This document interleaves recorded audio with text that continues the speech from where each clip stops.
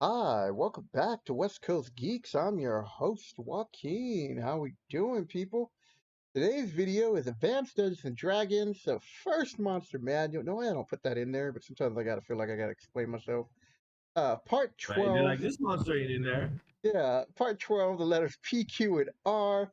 So this is the first monster manual, people. That's why I put Advanced Dungeons and Dragons, because that's pretty much where um D&D took off. And yeah, I know about the white box set and whatever else, and chainmail and everything else, but Dungeons and Dragons did not take off until the Holmes box set.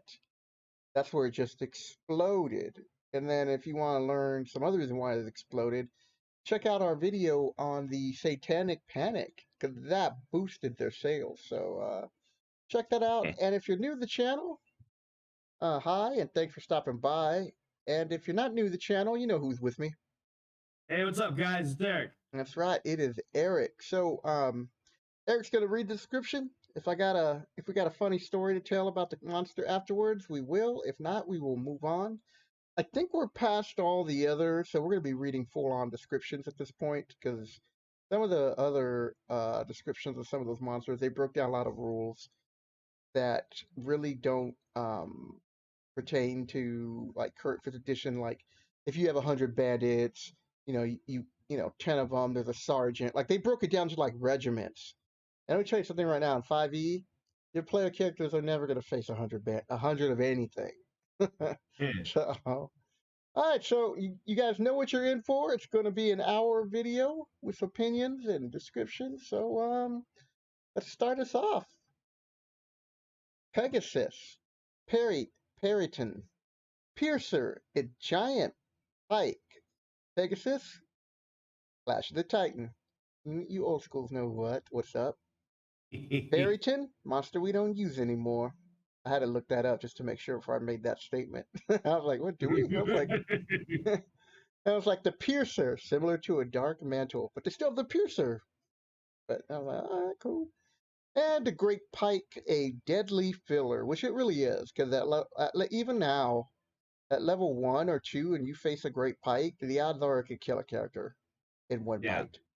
they just But, eat people. all right, so Eric, tell us what are the Pegasus? All right, going back to our Greek mythology roots here in the Monster Manual, the Pegasi are found in remote places. They are typically very shy and wild. These intelligent, winged horses make the swiftest of steeds, and they are often sought for that reason. Pegasi will only serve good characters, but if they do so, they will always serve unto death. Damn. Pegasus fights with its two forehooves and its powerful teeth. Male specimen can carry weight equal to a medium warhorse, a female equal to a light warhorse. Mm. If encountered in their lair, there will be one nest for every pair of Pegasi, 20% chance there will be one or two eggs or young animals. Eggs are worth 3,000 gold pieces, the young 5,000 gold pieces on the open market, not the black market. These things are traded That's kind of freely. weird for something that's supposed to be, really good. That they would be like, get your Pegasus here. You know? Right? Yeah, they'd be like, we don't care. We don't care. We're humans. We don't are people. We don't care what animals think. Yeah, and then like the next one's the Peryton. That's just a really unusual monster. I wonder what Yeah, you mythology never that see came this from. thing. All right, Periton. Peritons dwell in rocky hills or mountainous regions. They are omnivorous creatures with the weirdest appearance, likely the result of some type of experimentation brought about the same type of experimentation as brought about the owlbear. Creature attacks with its sharp horns, having a +2 to hit on the hit die. Claws are too weak to use. Each Periton attacks but a single creature, and when it is dead, the Periton tears out the victim's heart with its teeth. What? Ooh, gotta bring this monster Or- back. oh, whoa, whoa. Check this out. The organ is necessary for the Periton to reproduce, and the creature immediately flies away in order to do so. Sheesh.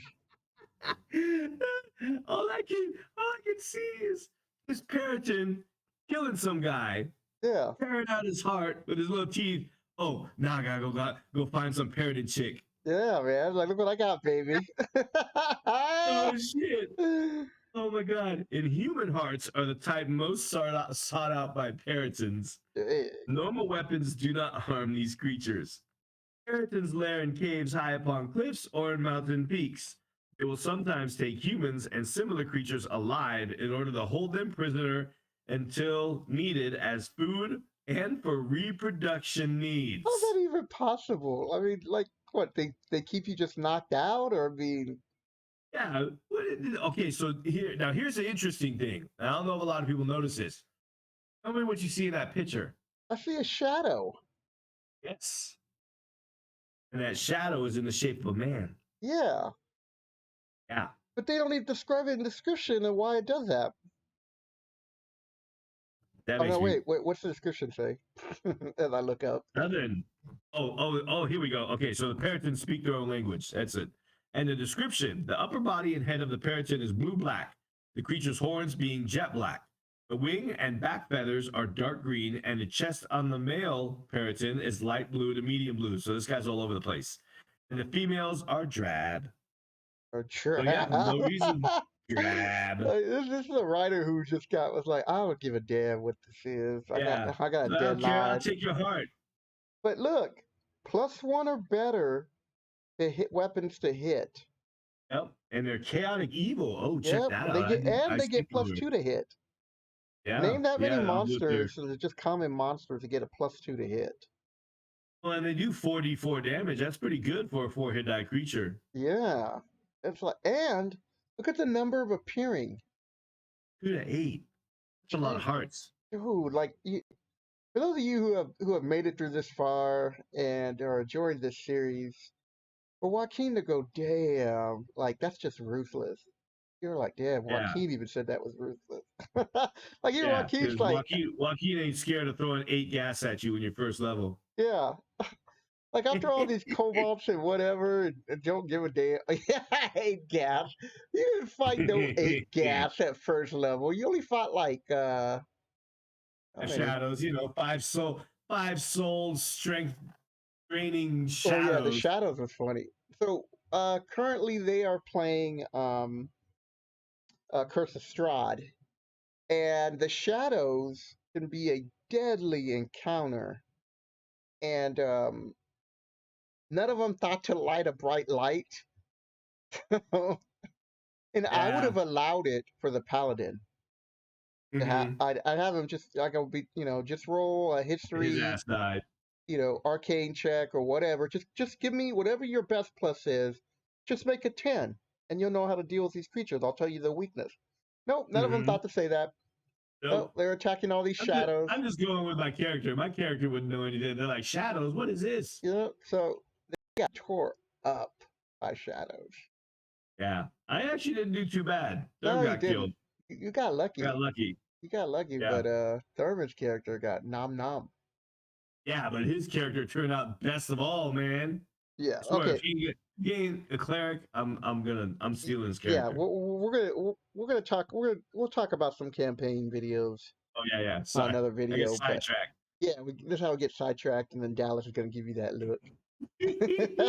And by After the that way, watch. yeah. By the way, for those of you who don't know, I keep referencing Dallas. Dallas is Eric's wife, so she always makes Yes, a we talk too suggestion much. that we talk too much. I'm like, but some people like our tales. All right, moving I on. know. What's up with that? Yeah, I'm a moving on. Piercer. storyteller. I'm a bard.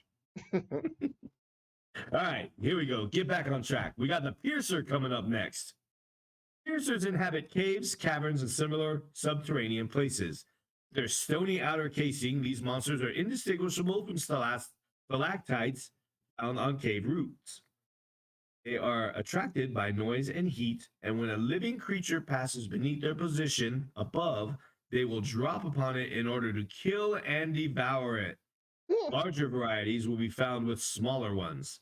The size of a piercer is equal to its hit dice, and there is an equal probability of a piercer being 1, 2, 3, or 4 dice, hit die in size. The largest piercer is about 6 foot long, a foot base diameter, and weighs 500 pounds. Yeah, look at the artwork. That's how Yeah, deadly these things are to like first yep, and that's a second whole lot level of piercing. characters. Then Yep. they get to continue to attack you when they're on the ground. Yeah, If you they get chew if you. Nom nom nom. Yeah, as long as you just move away from them, because they're really slow people, so it takes Yeah. them forever to get back up there. But yeah, I mean, those are brutal, man. Yeah, I'm they about to don't give mess you a story around. about them I'm later. surprised they didn't give it surprise. They All didn't have they didn't have 95%. like That's in surprise the was different stats. back then. Yeah, but they would even the elves got surprised on like 1 to 4. But this thing is 95% chance likely to surprise. That's under the special attacks. Oh, well, there you go. Oh, but look at the number appearing 3 to 18. Yeah, like I said, I got a story to tell. It's gonna be funny. Uh oh. All right, next, giant Giant pike. pike. Yep, giant pike inhabit large, deep lakes. They are aggressive predators and will not hesitate to attack any creature which is nearby when they are hungry. These animals see well and they move with great speed, surprising prey 2/3 of the time. Giant pike are often tamed by nixies, those stupid little things. Mm-hmm. And what rhymes with nixie? Pixies. Nixie, the next one up. Next one up. All right, so pixie, giant porcupine, giant man of war, and pseudo dragon. Pixie, you Oh, can't pseudo dragons. Yeah, Pixie, you can't polymorph into a T-Rex, people. All right, Pixie doesn't even know what that is. Okay. Number two, giant porcupine. Don't touch them. Number three, giant man of war. Another filler, because they even called it. They're like, this is a Portuguese man of war. It's like, get the hell out of here. Right? And There ain't no, the there ain't no Portugal in Greyhawk. Yeah, then I was like, and then the pseudo dragon, a cool familiar I option. love the pseudo dragon. All right, so first we'll start with the pixie because you love that art. Go ahead. Mm-hmm. All right. Pixies dwell only in the most idyllic of woodlands. They are naturally invisible and thus are almost never noted, even though some creatures pass near their secluded home. Pixies normally carry slim swords and fine bows similar to that of sprites. The swords are equal to daggers, but their arrows are more effective and are of 3 types. All have +4 chance to hit. Pixie War Arrow inflicts 2 to 5 points of damage. The second one causes sleep in a comatose state for d6 hours to any creature which fails to save versus magic. The third sort, which the pixies use, causes no harm physically, but being struck causes a complete loss of memory, which can only be restored by clerical exorcism unless the victim saves versus magic. What? Yeah, This is insane. they're like, I don't remember What? who stole all our gold. Man, I don't remember any of my spells. Who am I? Who am I? What? Pixies can become visible at will, polymorph themselves at will, create illusions with both audio and visual components, which last without concentration until magically dispelled once per day each. And they can cast no alignment. Pixies can, by touch, cause confusion in any creature which fails its saving throw versus magic. Confusion is permanent unless a remove curse spell is applied. Man, Brutal. once per day, pixies are able to use Dispel Magic at 8th level ability. Dancing Light, ESP, and 1 in 10 can use Otto's Irresistible Dance. Oh, that's brutal. You do not want to be under that spell. Man. Because pixies are normally invisible, they gain the advantage of subtracting 4 from to hit rolls of all opponents unable to detect invisible objects. Oh, so that's a -4 Yeah, invisible because it's blind. hard. They're always Yeah. hard to see. Yep. Similarly, pixies can attack while invisible. What? Man, broken ass monsters. Pixies are highly mischievous and they will be prone to bother, harass, or fool creatures. They speak their own language, that of sprites, and common speech. Oh, badass pixies. Yeah, they're brutal. Like I remember in this one Greyhawk supplement. I think it was like the Gem of Flannis. Yeah, It's the Gemma yeah, Flannis. The first Greyhawk box set that had the complete map of the city and all that. Mm-hmm. They had some adventure in the back where some people were helping some farmers, and Yeah. the pixies were effing with some goblins, and the goblins had this like broken like earth water gem that was feeding the river and helping out the farmers, but the pixies would go and take it and like I forget if they say they put it in a different spot by the farmers and flood their fields or do other stuff. So the goblins would come marching out of their hills, all pissed off, and attack the farmers and whatever, steal more of their livestock than they normally do. Uh, And the pixies got a kick out of it. yeah, So little badass yeah, pixies. so the whole thing was to get the pixies just to leave the goblins alone. Two, Yeah. get the goblins not to go and attack the poor farmers because the poor farmers were just going to go and get the Greyhawk militia, and then you have no more goblins. So the whole point of it was not to just go in there and kill all the goblins. Like that wasn't the Yeah. point of the adventure. Which The I gotta say, the first time I DM'd that, my group did that. I was trying to just help kill them. the goblins. Yeah, they just went there and just like, well, they're goblins dead. Yep. Uh, Goblins? Oh, dead. No, they're yeah, not. They're not maybe good. They're goblins. They're yeah. evil. Dead. And I was just like I had prepared conversations. Like I had all these notes. Like the first time I really like got into detail with like monster NPCs other than the usual information. Mm. And I was like, oh, maybe they could be friends with him and whatever, and I'll give them some extra XP for not killing them and all this stuff. And No. nope, they just marched in there, and they got their butt kicked at the beginning, but then they were able to rally and they just slaughtered them all. And then the Slaughter pixie, all the goblins. yeah, and the pixie Goblins are shows evil. up, and the pixie was like, oh, we didn't mean for that to happen.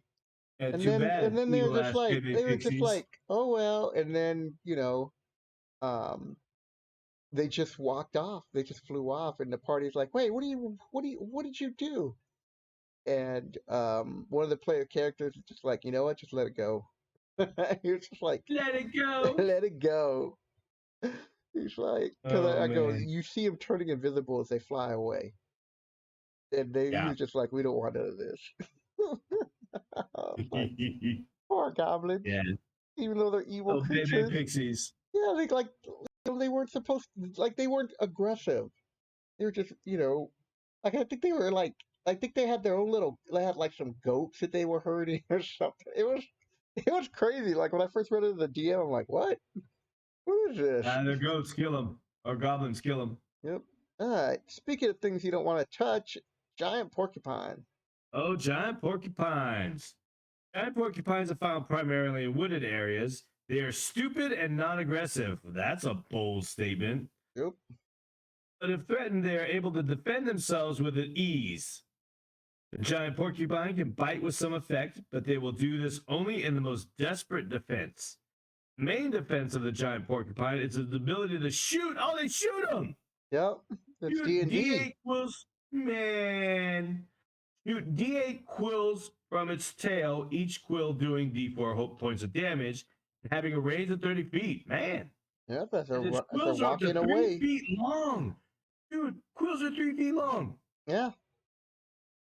Any attack which comes within 6 feet of the creature will likewise suffer D4 quills in return from the porcupine's defensive movement. So not only are you getting shot by these, you're getting hit by multiple quills that are just part of its body. There is no practical limit to the number of quills the creature can use. There are over 80 in its tail and 300 in its body. The porcupine views any approach within 30 feet as a threat. Man, Yeah. So vicious little animal. if the closer you get, they kind of like start like Yeah, they're like, get hissing away, at you fool. or whatever. And Like a buffalo that's been goring these yeah, people in Yellowstone because people are stupid. yeah, idiots. All I watch right, Dances with on to the Wolves. filler, right? You The know, giant cow with horns, get away. yeah. So like the giant porcupine. I don't think I've ever played this one. Oh, but that's not a bad little animal. No, it's not. I mean, so you You know throw what? these You should against give it first like some level. expensive fur. Yeah, but you throw them against first level characters, and Yeah, they're gonna die. one character's gonna get lit up, and then the other ones are gonna Mm-hmm. be like, "We gotta attack," and then when they get in close enough to attack, they still take additional damage because they're in the Yep. range of like you. Yep. This is implying that you automatically get hit once you get close to them. Yeah. Yeah, because their damage is 2d8.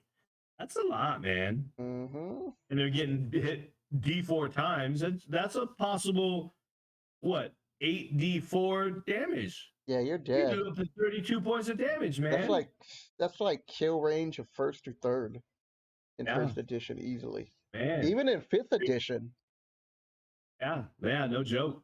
Oh, all All right. right, Speaking of on to an some filler. animal that is a joke, go It's ahead, the read this. Portuguese, because apparently the Portuguese have discovered everything and sailed everywhere, including Greyhawk. Portuguese man of war, a giant Portuguese man of war at that. Portuguese men of war float in warm sea waters, trailing their deadly tentacles below. Any creature which touches these appendages takes damage from their poison. And if a saving throw versus paralyzation is not made, the victim is paralyzed and will be drawn up by the Portuguese man of war tentacle and devoured in 3 to 12 turns. I take that back about the joke. Right? It Damn. ain't no joke. It eats you. Each of these creatures has 10 to 40 tentacles. What the Okay? hell? Yeah. I want to see a picture of this.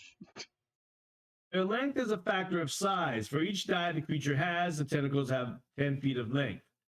A one hit die Portuguese man of war is 2.5 feet in diameter, has 10 tentacles, each which 10 feet long. 20 by 20, so on and so forth, all the way up to 40 tentacles trailing 40 feet downwards. Each tentacle requires but a single hit point to sever, but this does not inflict damage on the creature, and tentacles will regenerate in several days. Only hits scored on the body of the creature will kill it. Portuguese men of war are transparent. It is 90% probable that they will be undetected unless the creature encountering them is able to detect invisible objects. Now, Portuguese men of war are invisible. Well, you know what I think they are? Yeah, I think they're aren't these they're these not man of that war, invisible. aren't they just jellyfish? Yeah. They're just giant So, deadly jellyfish. right? Damn, who will eat They're you? messing around. All right, now our All favorite right. And on to my familiar. favorite. One of my favorites. Pseudo Dragon. They're so dude, I love that artwork. That artwork is classic. I love Yep. it. I used to stare at it and be like, I want one of those. Pseudo Mommy, dragons are, huh? you're like mommy. Right? I'm like, oh no, baby dragon. Pseudo dragons are found in any clime save the coldest or hottest, when they are found at all. These creatures are rare indeed and highly sought after. They lair in great hollow trees or small caves. Pseudo dragon can deliver a vicious bite with its small dragon-like jaws, but its major weapon is its sting-equipped tail. This appendage is long and very flexible. The creature can move it with flashing speed and strikes at +4 to hit. Any creature struck must save versus poison or go into a state of catalepsy, which lasts for D6 days. What Sleep. the Go to hell? sleep. During this time, the victim appears dead. There's a 25% chance the creature will actually die. What? Dang. Pseudo dragons have chameleon like power so that they can blend with any typical background and become 80% undetectable to creatures not able to see invisible objects. They can see invisible objects. Magic resistance is an innate characteristic of pseudo dragons, and they are able to transmit this resistance to a human or humanoid companion when the pseudo dragon is touching the other creature. Pseudo dragon communicates by means of a limited form of telepathy. If the pseudo dragon elects to become a companion of a human or humanoid, it can transmit what it sees and hears to its companion to a distance of up to, what is that, 240 feet? That's what it looks The like. weird D&D Yeah. measurement. Description: pseudo dragons appear exactly as as miniature red dragon. However, their coloration is basic red brown and can be changed as noted. Oh, little pseudo dragons. Yeah, no, they're pretty cool familiars. I mean, I forgot Yeah, about the like I whole comatose, and then there's a 25% chance each day you're just gonna die, or a 25% chance after that happens you're just gonna die yeah, I anyway. don't know if they still. I know they still have the I think it's a sleep. It's they go to sleep now. Yeah, no, yeah, they don't kill you, but still, that's still damn. And that's pretty powerful. And the magic resistance is key too. Yep. All right, next up, purple All worm right, and the what is the that? worm Quasit? closet. Quasit. Okay, purple That's another worms. crazy little familiar. Yep. All right, Low-level let's finish parties it up. should run away. Hold on, I gotta do my little Oh yeah, intro. I forgot. Sorry. The Quasit, beware of their master. Now, the reason why I made those two comments, because you're going to hear about it. And you're like, purple word, duh. But you don't understand. Back in first edition, which is like really is Advanced Dungeons and Dragons first edition is like hardcore mode because you could run into, in theory, a purple worm if your DM didn't care, or just random charts just happen to roll up a purple worm. You're like, Yeah, well, I there's got to no roll creature up. level. Yeah, it's like I got to roll this up, and oh look, there's a purple worm. You're like, what? it's like Right? it's like you look how much damage it does. It does 2 to I know. 24. It bites you. Yeah, it's brutal. All right, Worm so tell us sign, how man. badass these are. All right. Purple worms burrow deep beneath the ground in the constant search of food. They sense vibration at 60 feet and move to attack. Generally, only adult specimens 8 to 9 feet in diameter and 50 to 40 to 50 feet long are encountered. Young are 1 foot in diameter and about 5 feet when they hatch. Typical hatchling being 10 to 20, each with 1 hit die plus 4 hit points. They return to their lairs to rest, and where they expel such indigestible waste as metal and mineral crystals. So Hmm, they poop metal and crystals. nice. Dwarves love them. A purple worm attacks by biting, 2 to 24 points of damage, and any hits have a 20. Oh wait, any hit 20% over the required score, or 100% on the roll of 20, indicates a creature has been engulfed. Mature purple worm can swallow whole a creature as large as 8 feet tall, 6 feet wide. Any creature swallowed will be dead in 6 rounds. Dead. Dead. Hey, No save. No yep. save, dead. The worm will digest its meal in 12 turns, and at that time, the creature is totally gone and cannot be raised from the dead. Wow. You are crystal poop forever. Note, however, that a creature swallowed can try and cut its way out of the purple worm's stomach. The inner armor class of the worm is 9, but each round the creature is in the worm, it subtracts 1 from the damage of each of its attack that each of its attacks does. This subtraction is cumulative, so on the second melee round, -2, third, -3, etc. Additionally, the purple worm has a poisonous stinger in its tail. This weapon is only used in rear defense, however, or if the worm is fighting large or numerous opponents in a very spacious area, which will allow it to use the freedom or allow it freedom to use the stinger. Jesus, hmm man, the proofreading, folks. The sting causes 2d8 points of damage when they hit, and if the victim fails its poison save, it is killed by the purple worm's poison. Once again, Save or die. In the other version, the mottled worm is an aquatic variety of the purple worm. It inhabits shallow bottom muck, but will surface for prey. It otherwise conforms to the characteristics of the purple variety. Badass worm. yep, aqua And word. all right. Hey, Now crazy. oh, I'm sorry. Go ahead.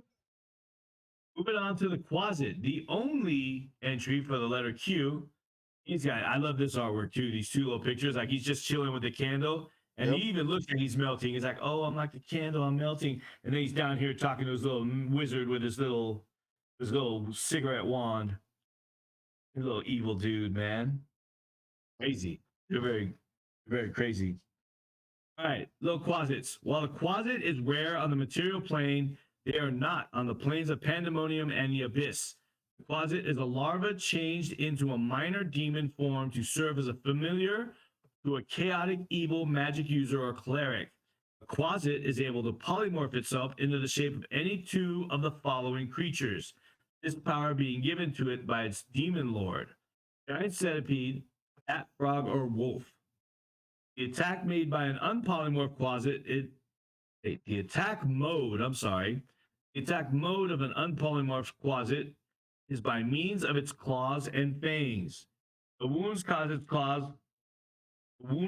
by its claws, oh my god, causes a burning itch which drain 1 point from the opponent's dexterity each time it is wounded unless a saving throw versus poison is made.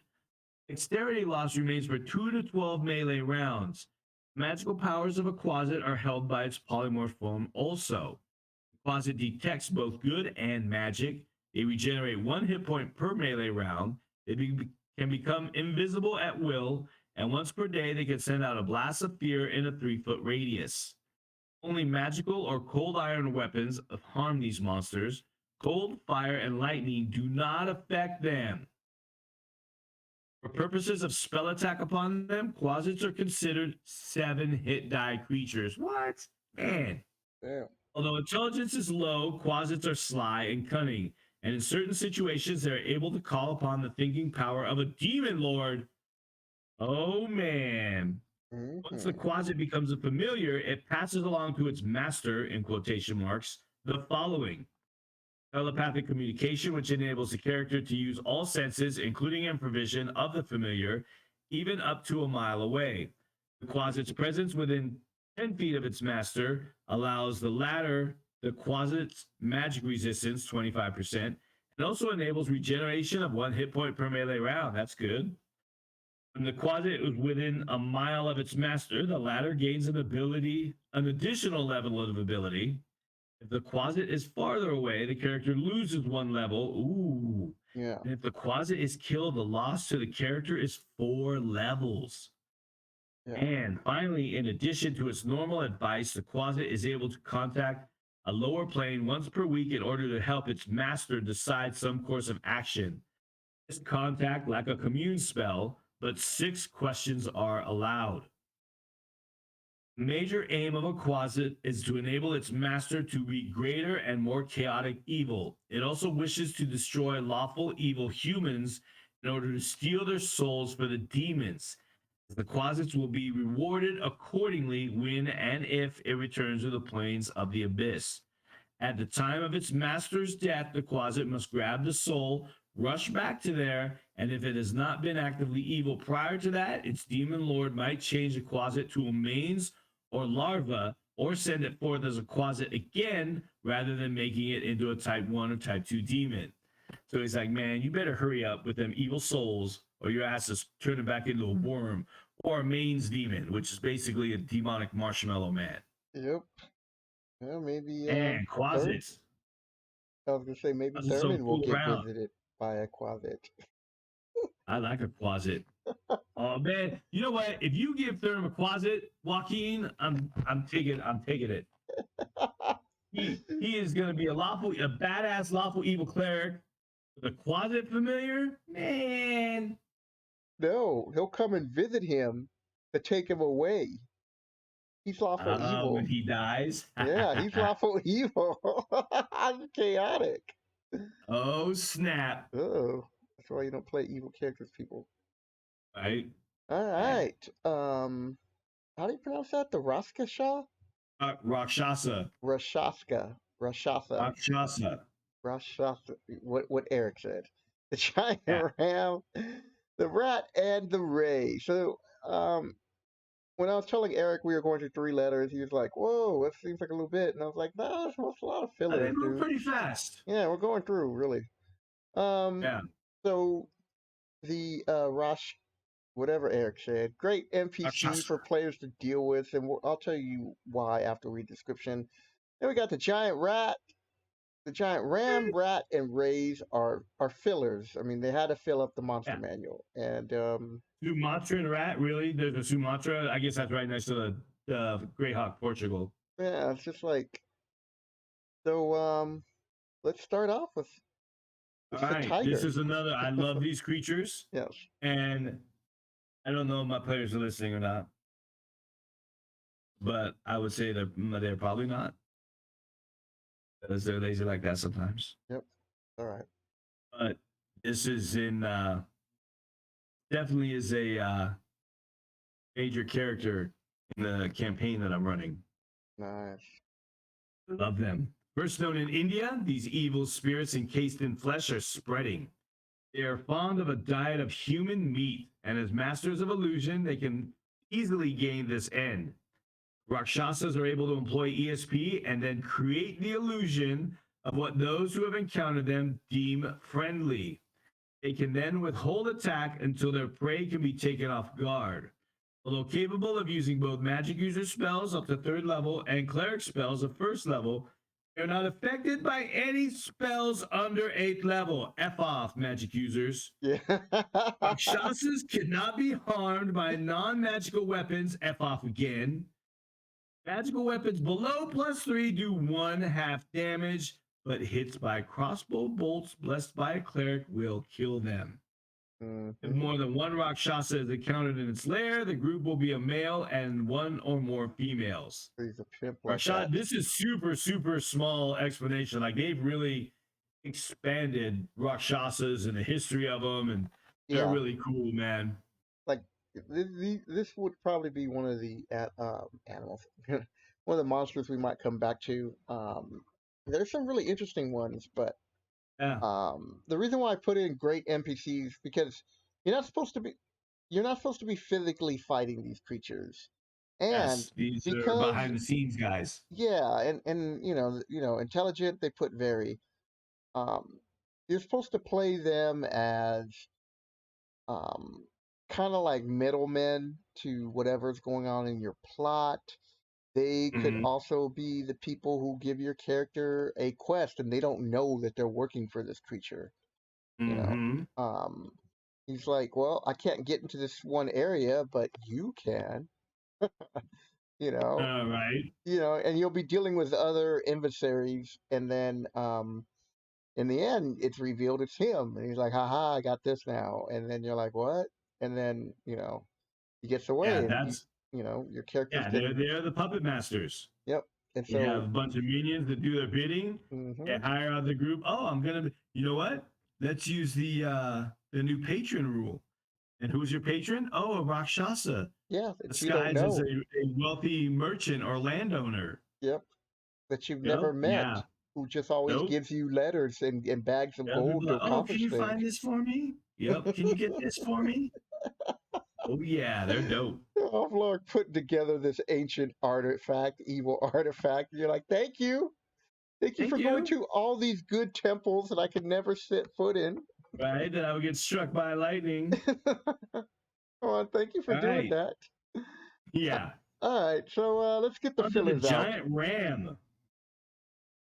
Giant sheep are found only in hilly or mountainous regions.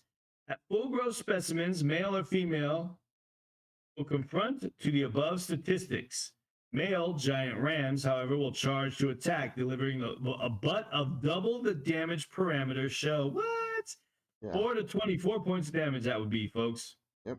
These animals are not normally aggressive, but if they believe the flock is threatened, they will defend it to the death. Flock will consist of a ram or ewes, and the balance will be baby lambs. That's that. Yep. All right. Giant Sumatran rat. Oh, we got a new page. Yep. Oh no, the rat and rare in here too. Okay. So rats of all sorts are common, and the giant Sumatran sort are a plague in many places, such as crypts and dungeons. Their burrows honeycomb many graveyards where they seek to cheat ghouls of their prizes by tunneling to newly interred corpses. Any creatures bitten by a giant rat has a 5% chance per wound inflicted of containing a serious disease. If such infection is indicated, the victim is deceased until a saving throw versus poison is successful. Let's look at that. They do D4 hit points. So the highest they could get is 20% chance to give them a serious disease Yep. as opposed to a non-serious disease. Giant rats will avoid attacking strong parties unless commanded to fight by such creatures as were-rats or vampires. They are fearful of fire and flee from it. Giant rats swim quite well, and they can attack in water as well. Don't run into 50 rats. Hmm. Hmm. All right. Oh, wait a minute. Right. Where's the damage on this thing? Oh, damage is 1 to 3. Okay, I was looking at the hit points and damage. I was getting confused. All right, on to the ray. We have the manta ray, the punji ray, I don't know what that is, and the stupid stingray, because we don't like stingrays. Yeah. Rest in peace. What's his name? Rest in peace, Steve Irwin. Yeah, I want to say, but I go, that doesn't sound right, but no, I guess that is him. All right, the manta ray. These huge creatures fly through the warm ocean waters searching for prey. Small specimens have a tip-to-tip spread of 32 feet. Small specimens have a tip-to-tip spread of 32 feet, Whoa. while the largest grow to some 44 feet across. They often rest on the floor of the sea, their coloration blending with the bottom, waiting for a victim to pass. It meant like a victim, like these things just, all they do is go around and kill things. Yeah, they're hungry. Sons of bitches. Manta ray then attacks. It has a huge maw, the mouth size equal to 1/4 of its width, which can totally engulf most non-giant creatures in a single gulp. The manta scores 10% over its required to hit score. It swallowed the prey. Any creature swallowed will be dead in 6 melee rounds. The creature may attack the manta ray from inside. This is basically the same as the purple worm. And if you don't make it out, you're dead. In addition to its bite, manta ray has a powerful tail spine. I want to talk about this. It's making me sad. This weapon inflicts 2 to 20 points of damage, and it's stupid and doesn't know what it's doing. If the Now, victim fails to make a saving throw, blah. All right. Manta ray's stomach is a repository of indigestible items, such as treasure types indicated. Because it's dumb, it eats rocks. The punji ray, another of the tropical rays. The punji is found only in relatively shallow bottoms. The creatures conceal themselves in the sand with their terrible back spines protruding. Man, not like that at all. These spines are greenish or brown, resembling plant growth so closely as to be 90% indistinguishable from normal seaweed. Punji rays are some 15 feet across, 6 feet long. Back spines are in an area of 3 by 4 feet.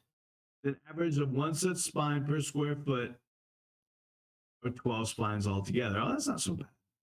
Spines vary from 1 to 2 feet in length. Man, any creature landing on a spine must save versus poison or be killed instantly.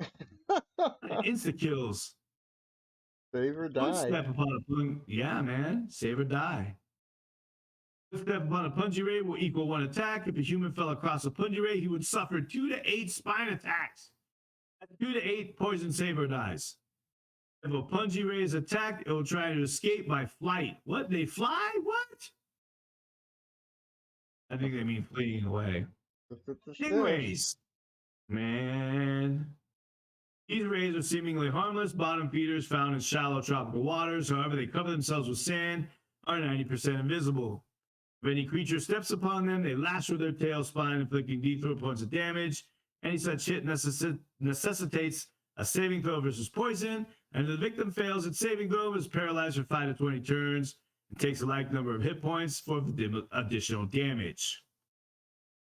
Even. Yeah.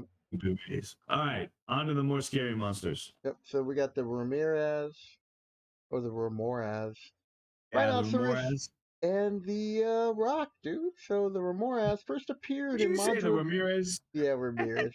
Ramirez on The 3rd Richard Street Ramirez? in East LA. The Ramoraz first appearance is in the module G2, the Glacier of the Frost Giant Jar. And it's a really scary monster. Yeah, they're gnarly, dude. They look cool. They're great. Yeah. I mean, rhinoceros. You've ever had your group of rhinoceros chase your party? It's fun. So I have a story to tell after we give the description. And we got the Rock. The picture shows it all, dude. Look how big that thing is compared to an elephant. Yeah, he's like, come on, elephant. Let's go. Let's go. I'll save you from the rhino. All right, the Ramoraz. Ramoraz, sometimes known as polar worms, inhabit only the chill wastes. They are very aggressive predators. If encountered in its lair, a Ramoraz is 25% likely to have a mate and 1 to 2 eggs there. The size of one of these creatures is determined by its hit die. 7 dice is 21 feet long, 8 dice 24 foot long, etc. Ramoraz eggs are valued at 5,000 gold piece apiece. Mm-hmm. Nice. We'll get some Ramoraz. In combat, the Ramoraz beats its small wings and rears the front quarter of its body. It then snaps itself forward, striking with blinding speed, and the largest sized specimens are able to swallow prey whole in this manner. What's up with all this swallowing whole stuff, man? They were big. Bunch of gluttons. Any victim swallowed in this manner is instantly killed during the intense heat in the monster's digestive system. Instantly killed. Yeah, you don't get a chance. If you get Yeah, swallowed, no you're save. dead. You just die.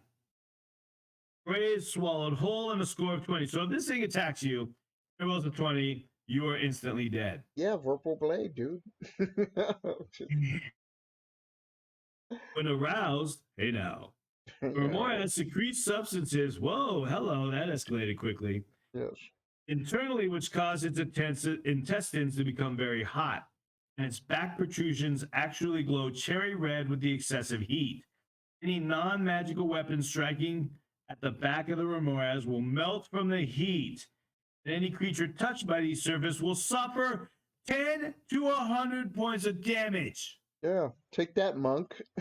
I punch him. Right? The Remoras has ice blue coloration everywhere except along its back, where a streak of white sets off the large protrusions there. The creature's multifaceted eyes are white. And These are like really cool creatures because yeah, you know they they are. they have They're dragon dangerous. traits. They flare up like a cobra, but if you look at the art, they really Yeah, wanted to impose how long these things because they're like it's 42 inches long, and look how the artist was able to show you how long this thing is. yeah. Like, damn, that That's just goes on perception, man. forever. That's almost like half Yep. a football field right there. Yeah. Oh, that's feet, so I don't know, 30 feet, something like that. Anyways, it's still Yeah, long, forward. people. Yeah, it is a lot. It is a lot. Well, basically, it's the number of hit die. Yeah, multiplied by 3. So if it's 14, 14 times 3 is going to be 42, 420 feet. Yeah, that's freaking crazy. No. 42 feet. Yeah, that's a lot, man. It is. All right, All rhinoceros. right. Rhinoceros. My math is old. Math with an F. Yep. All right. Rhinoceroses. Why is it rhinoceroses and not rhinoceri? I That don't seems like know. it would be better. They are aggressive herbivores by and large. A few types are less aggressive and will run away if they feel threatened, but most will charge and beat your ass. They That's what it have says poor in there. eyes. Yeah, that was my editorial. My edit. They have poor eyesight, but keen senses of hearing and smell. If more than one half of the possible number are encountered, one or two will be young, little baby rhinos. Mm. Single horned rhinoceroses do 2d4 points of damage and have 8 hit die. Two horned rhinoceros have 9 hit die and do 4 damage. Oh, 2 to 12. I was like, wait, that's the same damage. A charging rhino does double damage. They will trample any opponent which is low enough for this action. Trampling inflicts 2 to 8 points of damage for each 4-foot it hits, which hits. And that's a lot of feet. And the woolly rhino, oh, woolly animals, a large, very aggressive species of the rhinoceros, which roams the cold temperature and subarctic regions of the Pleistocene epoch. The woolly rhino conforms to the characteristics of its modern relatives. So it's just bigger and meaner and furry. So, And onto the rock. right before These that, big, so my group, they were out like in a safari type area, and uh, last person on watch, I was telling him how the sun's coming up, and you see these shadows, and I go, these rhinos are walking towards your group. Because the rhinos are just and walking in the way, and they were pretty much either going to walk around or walk through. But that, it's kind of hard for the player to determine what it was. So he goes, I pick up part of the torch that was, some not torch, but he says, one of the logs that's on fire, and I throw it at them as they got close. I said, okay, and so when he did that, I just rolled a dice. I gave them a 25% chance that the rhinos would get spooked and go the other way or do whatever. And because I thought that was kind of stupid. and uh, uh, they yeah, that failed. was not. And so all the other 4 people, the 5 people in the group, the other 4 people were sleeping, but now, of course, they hear what's going on. And they're like, well, I go, you do nothing when they start to charge because you haven't been woken up yet. and we rolled off like on initiative, and the rhinos won. And so I had the rhinos just run through the group. Trample them in their sleep. They didn't kill him, but it Did did you ki- jack him up. And I think I broke a potion of healing because I had him like crush like certain. I had him roll a percentage dice and see what Yeah, yeah. equipment got stomped on. And one of them was a potion of healing, and they were all Oh my pissed at me for god. the rest of the day. I thought it was funny as hell. That So I was is just, funny. and the funny part was it was just a random encounter. I was just rolling. I was like, oh, let me see what you get. Oh, random encounter. Okay, and it is rhinos. Oh, cool. Rhinos walking through, about to walk through your campsite. What are you gonna do? I'm gonna throw a fire at it. Okay, see what Oh my happens. god. That's what you get. Yeah, kind of fun Rhino things. Stampede. Yeah, fun things you can do as a DM. All right, Right? speaking of fun things you can throw at your party, we got the rock. Oh my goodness. The rock. Rocks are huge birds somewhat resembling eagles. They inhabit the highest mountains in warm regions. They prey upon large creatures such as cattle, horses, and elephants. The rock swoops down upon prey, seizes it in its powerful talons, and carries it off to its lair. If the creature resists, the rock will strike with its beak, inflicting 4 to 24 points of damage per hit. The lair of a rock will be a vast nest of trees, branches, and the like.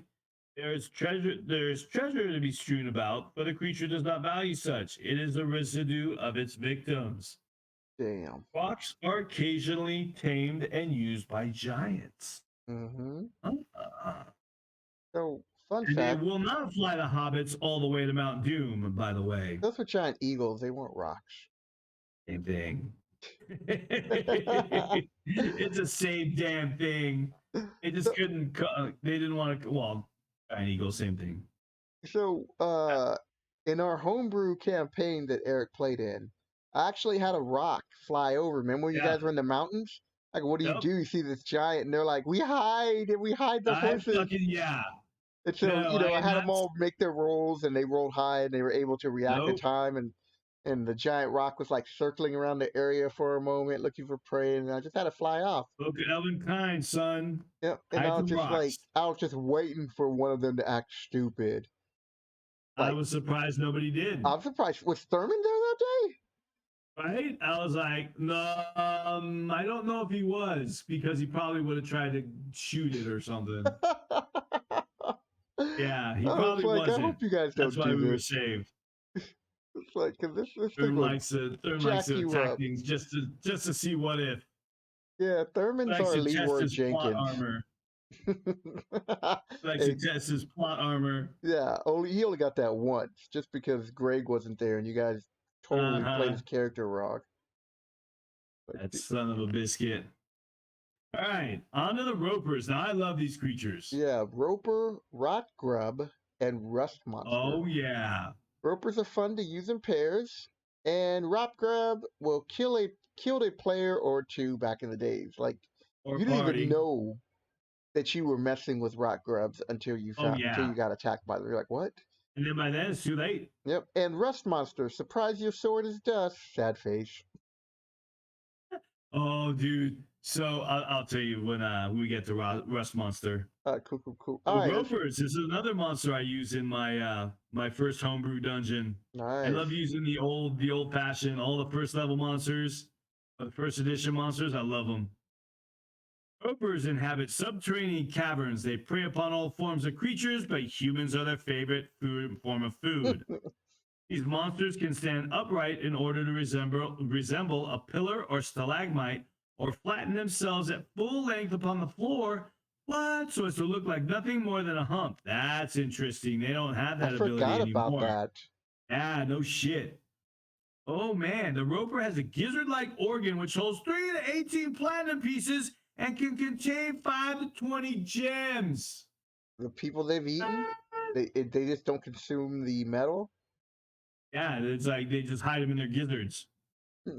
But well, the gizzards are kind of like, you know how alligators eat rocks, crocodiles eat rocks to grind up their food. Yeah, They roll around. I think that's probably what. Isn't that what a gizzard does? I'm I'm not pretty sure. sure that sounds about right. I'm not sure. I'm not an animal I'm just expert. making shit up. I'm Doogie Howser for the Monster Manual. Yeah, call them The out in the roper comment had, section. right? Yeah, if somebody knows why chicken has a gizzard, Or every crocodile time I hear does. every time I hear gizzard, I think of Electric Avenue or what was that song? I, Can't remember now. I'm going to walk Oh, down to Electric Avenue. Is that the one you're thinking of? yeah, yeah, that one. It's a gizzard. I'm like, what? All right, I digress. Yeah. The roper has 6 strands of strong, sticky rope-like excretion, which it can shoot from 2 to 5 feet. I think it's longer than that, like Oh 20 to yeah. 50 Probably feet. like Some 15 shit. or higher. Yeah, this math. A hit causes weakness. Oh man. 50% from your strength in D3 rounds. And the roper then draws its prey to its toothy maw, where it is quickly devoured. The chance for breaking a strand is the same for opening a door. That's also will appear in a later book. Yep. But for every round, the roper will drag its victim 10 feet closer. They are unaffected by lightning, take half damage from at most from cold, but are very susceptible to fire. They don't like fire. Yeah, fire. This yellowish gray monster appears to be a mass of foul, festering corruption. The rope is cigar shaped, about 9 feet long, with a diameter of some 3 feet. So it's a giant Mr. Hanky, giant Mr. Hanky with tentacles. Howdy ho! Howdy ho! Come look at my gizzard. Yeah, so that's a roper. They're great, man. Oh, I love ropers. Oh, here's the sneaky ones. I always feel guilty using rock grubs because you use them. You're basically saying, "I'm going to kill a player today," Yeah, it really because is. that is essentially what is happening. If you use a rock grub, you are killing a player today. Yeah, especially if you're like homebrewing. It's one thing. It's like, well, that was in the module. It's not Yeah, me. wasn't me. Wasn't me. Yeah, you're making shit up. Guess what? It's your fault, Yep. Chauncey. Read the description so they now know why we're All laughing right. so hard as Rock DMs. grubs are occasionally found in heaps of poo. They are rarely found in ceilings, walls, or floors. These small creatures will viciously burrow into any living flesh which touches them, but they greatly enjoy such fare to dine upon. The victim must immediately apply flame to the wound. Immediately Mm-hmm. apply flame to the wound. These 6 points of damage you will take for burning yourself like a crazy person, or have a cure disease spell cast upon them. Otherwise, the rock grubs will burrow to the heart and kill their host in 1 to 3 turns. So turns were like an hour back then, right? Turns I thought were a minute. I thought it was always Now six, rounds, like a six. round is six Yeah, six seconds, maybe. seconds is a round. 10 rounds to a turn. Oh wow, yeah, make 3 minutes, dude. Yeah, three Jesus. minutes. Dougie Fresh, or you're gone. Yeah, because Yeah. they would hide like they would hide these things all over the place, and your Mm-hmm. players would go looking for. Back then they really searched, like you were Pacific, like. All right, well, I search this area, and then sometimes you'd be like, well, there's a big pile of dung, and some of the players would be like, I hate you, You DM. They're like, I right? stick my sword through it or whatever, and it's just like they just didn't hide in dung; they hung in other places too, and that's what made them Yeah, like deadly. floors and ceilings and stuff. They say those are rare, but still, they Yeah, and fall. Like ceilings is really the only place. Because I mean, how many adventures are gonna roll around poop? yeah, no, You you know, could have them in like fungus or around. or you have them in a cave with piles of poo, and they're in there with trolls, orcs, they'll fling the poo at your people, and if they are hit with poo, No, there because may then be a the rock percentage grubs would chance. kill the trolls too. So another Maybe scenario, not. another scenario that I've actually used is when and I did it to a high level group because they were getting a little bit too cocky, and I was like, all right, set up in Mm-hmm. camp, and I had some rock grubs in like certain areas, like I already had marked it off. And I was like, where Uh-huh. you guys setting up camp? And one person, I think it was the thief, he set up over here to watch this area. He fell asleep. And I told him he woke up to these rock grubs, like, burrowing into him. And I showed him this picture, and he's like, "What?" Because really, how many clerics are gonna, have cure disease? A Because if I lot. remember correctly, clerics back in the day had to memorize spells too. I believe so. Yeah, I didn't think they got to choose like they do now. I could be wrong, but I thought they had to memorize them too. I, But yeah, who has cure disease? most clerics did at mid level. You just kind of took it because of like mummy rot and everything else. And Yeah, true. we are talking first edition save or die. So Right. the odds are you did have at least a scroll of it or something because you never knew what was going to happen. But yeah, Hmm. he one of the other characters who had played and had encountered Rockruns before, he's like, I take the torch and I burn him with it. And I was like, go ahead. Like I didn't want All to be right. like, how would you know this? I didn't want to be. Right. It was bad enough. I set it up to one of them was going to get Rockruff. Adventure rumors in an inn in a tavern. Yeah. Take a history check. Maybe you heard a story. Yeah, but that picture's gnarly. This guy's like, I'm fucked. I got 5 rot grubs crawling into my skin Yep. and And no cleric. yeah, no cleric. Oh my god, you better chop Man, that arm off, dude. right? Nobody ever takes clerics, man. Nobody ever takes. I don't know why. Because they don't Clerics they are fun. because the problem with the cleric agency is that like it's like, oh, I'm just here to heal. But I'm like, cleric is a backup fighter. Yeah, exactly. They're supposed to That's what I be in the said. front Vern's character ranks. needs to be a cleric now. Hmm. Yeah. Clerical war, man. Ah. All right, here we go. Rust monster. Woo! All right, I love the these last things. one. So first of all, about this picture, the Rust Monster picture, I love that it's disintegrating the border around it. I know, it's funny. And this picture right here, I remember having a bag of plastic D&D monster toys when I was a little kid. And this rust monster was my favorite one because he was orange, so it was Yeah. already like rusty. And man, that those little tentacles and the little weird feet, like they literally made the toy to look exactly like this piece of art. Oh, that's It's cool. I cool. never I seen love that. rust monsters. One of my favorite monsters to throw against the party. Mm-hmm. Rust monsters inhabit only dark subterranean places.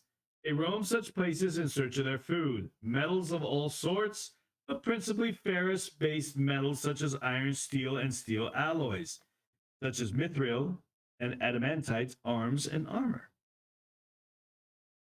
Let's see. If the rust monster touches the metal with its 2 antennae, roll to hit, it rusts or corrodes the metal. Note that magically endowed items gain a saving throw, a 10% chance of not being affected for each plus of the weapon. Wow. So it's not. So even if you have a +3 plate mail, you only have a 30% chance of proof against the rust monster, man. Yeah, roll a d10. Good luck with that. No shit. I.e., a +2 weapon or armor gives a 20% chance of being saved. Metal affected rusts or corrodes and immediately falls to pieces, which are easily eaten and digested by the Yeah, creature. they turn into a dust and then they lick it Yeah. up or whatever. Yep. Nom nom Or nom. they snort it up. Whatever they do, they, they eat the Yeah. dust. It's a hell of a drug. Weapons. For those of you who get that, Rick James, Dave Right? Chappelle. It's a hell of a drug. Weapons striking a rust monster are affected just as if the creature's antenna had touched them. Rust monsters can smell metal at a 90-foot distance. I will say that. The as we said before, the distance parameters are all screwy in here. The old ways. I don't even remember that old formulaic math. Yep. It will stop for a melee rounder to devour such items as a handful of iron spikes or a mace if the fleeing party throws them away. Oh, look at that. Mm-hmm. They will go after ferrous metal in preference to copper, silver, etc. So if you're running away, you're like, here, take some iron spikes, rust monster. And monster monster will be like, oh, okay, thanks for the treats, bastard. Yep. And you stop chasing them.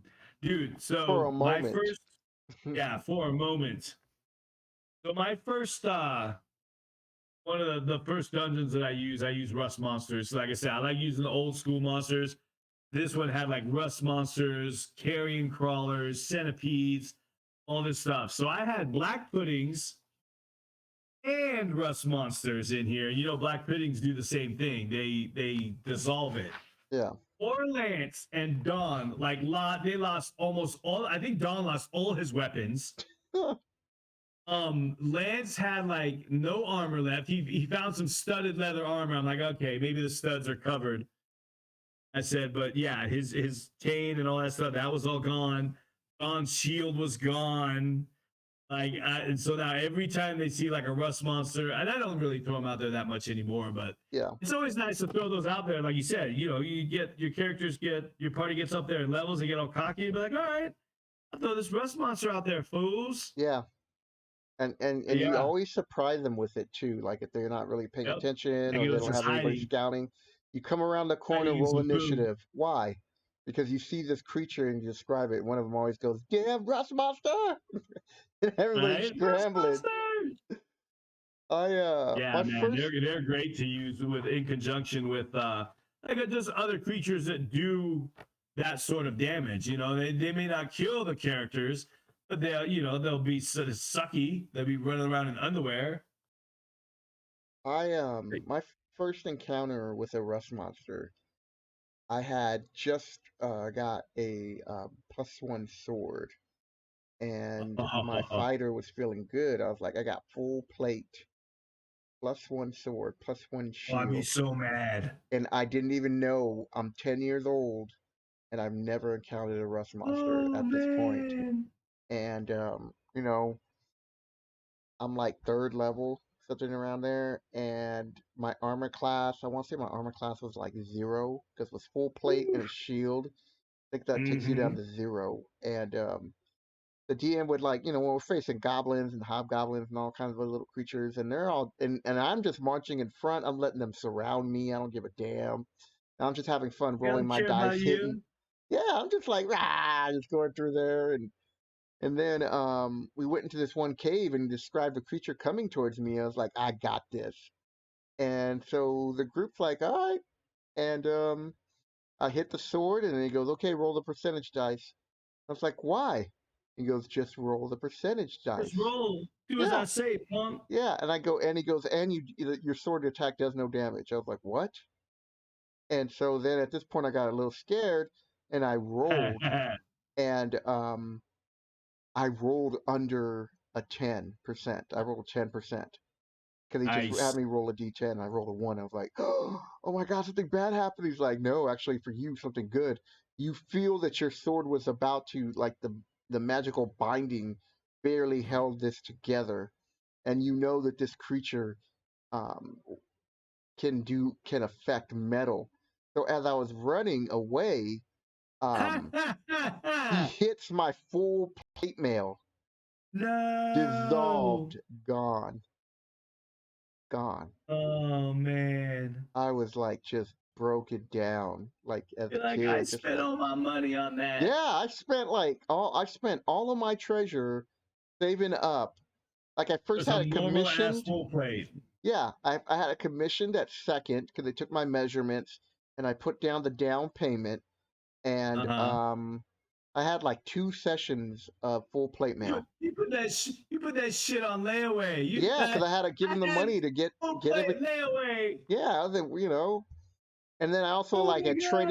I traded in like my chainmail, and I think I had like a magic ring at the time, like +1 protection. Like we all had Oh +1 wow. protection rings or something like that. But I remember I traded in a magic ring to help pay for it, and yeah, that was gone. I mean, I was like, oh, but I Like still had like a man. +1 shield and a +1 sword. Actually, I had -1 Woo. now I think about it. And Yeah. so I got to run away, and then the wizard came and just blasted it all to hell and all that. Second time I encounter it was a different play group, and they were all new players, and I think I was the only veteran of the group. So I kind of let them do their thing, and then I would only be the voice of reason unless it was absolutely necessary. I let them Right. play and discover things.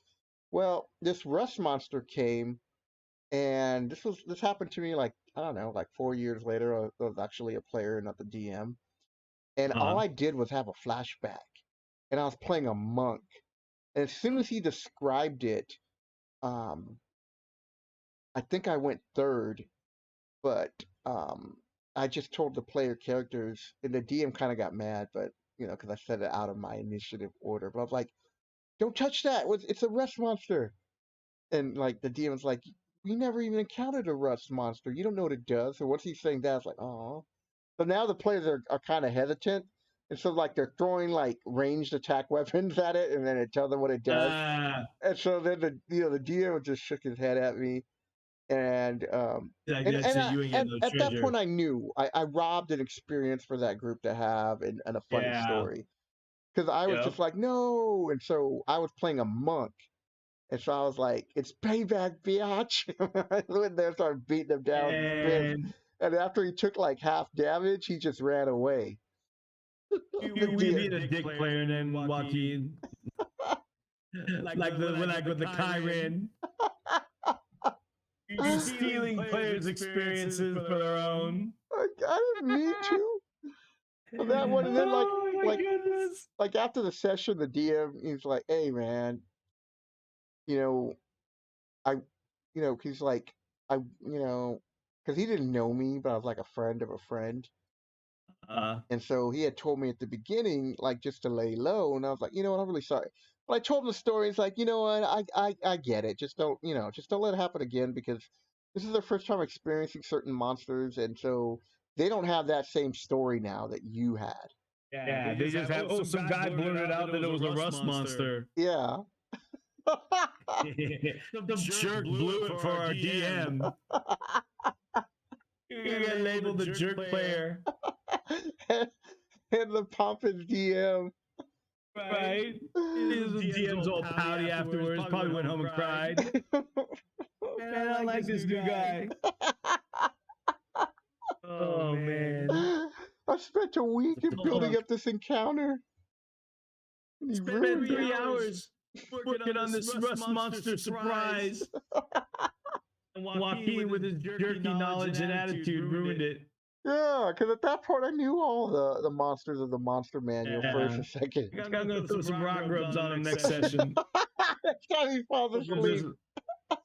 Right? Once he falls asleep, there's gonna be the fire went out. Oops, I'm sorry. What are you gonna do? Joaquin. I'm gonna use cure disease. You don't know that. What? I've ruled. Overruled. All right, people. We shared enough Alright. tales. All right. We So progressed. now I got the wrap up, people. So the Oh next video man. is like part Look at that 13. artwork. Yeah, no, I found this. I thought this was pretty cool. That is cool. The Swagwin, uh, letter S, and Yeah, then that's gonna be a long one. Piercers and Ropers are a great combo to catch players off guard and ever fight a Yep. Roman. Ever fight Ramirez. I'm telling you, you don't want to mess with that Vato Loco on 3rd Street. Yeah, those things are dope. Yeah. Oh, and a side note too, if you look at the original monster manual, there's like 3 or 4 of those monsters on the cover. The roper is underneath in the cavern. Yep. The purple worm is there. You got the little pixie, and the closet is the monster entry on the back of the monster manual. Yeah, no, these were some cool monsters. Man, we're already at an hour and So 13 minutes. I thought, man, we'll Right. keep this video under an hour. Man, you know we chat too much. We do. Chatty Cathy's. We really do. So real Such a quick, we're top doing dude. the wrap up. Piercers and Ropers. I don't care what level characters you have.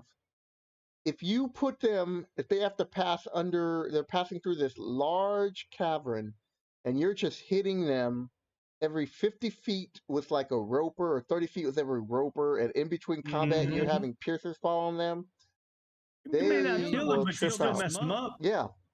You're gonna waste some resources healing that damage. Mm-hmm. And did you ever get to fight the Remoras? I never did. Oh, I got you. It's freaking brutal. And the whole thing from behind, I got behind it and I attacked it, And then the DM was like, "Well, you gotta take some damage." I go, "Why? I just hit it with a sword." He's like, "But the back's really hot." I'm like, "Oh, how hot is it?" And he let It's me roll the spicy. dice.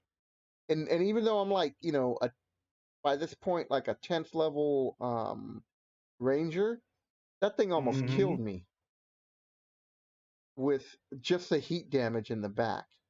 Yeah, it's no joke, man. Yeah, I was like, "What the hell is this?" So I quickly moved in front of it. Mm-hmm. I was like, "This is some Like, BS, man, man." I ain't stand back there. Yeah, and we all had protection from cold. Nobody had protection from fire. Facing the frost giants. Who has that? Right? Like one of those things. Well, Teach you to metagame, son. exactly. Anything to add so we can, wrap up this video so I can put it Not today? really. I really like the monsters in here, man. Like I said, the Rakshasa. It's a really good idea for a mid level.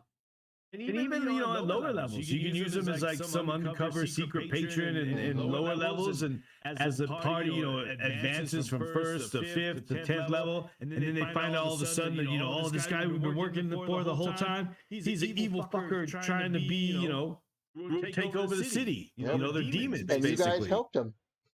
Yep, you help them. Put that on your conscience. Yep. Although a lot of players don't have consciences anymore. Yeah, they don't really care. They're like, so we just leave. Yeah. Not our problem.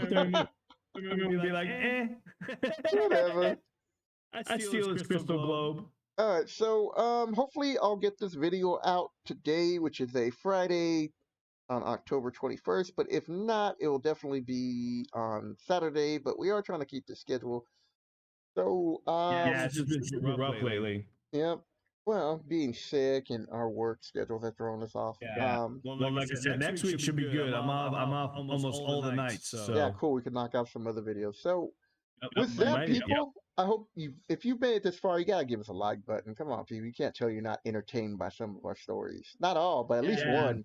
One had to make you laugh a little bit. Stories. Yeah. Joaquin's jerk stories. Well, I know. Joaquin's a jerk. You can put that in the comments. Hashtag JJ. Hashtag JJ. Jerky Joaquin. No, don't make that a trend, people. If I see trending hashtag JJ on my internet browser, it's gonna be amazing. That would be sad. And with that, people, we will catch you next video. Letter S is going to be long. Easy. Oh yeah. Peace. Later.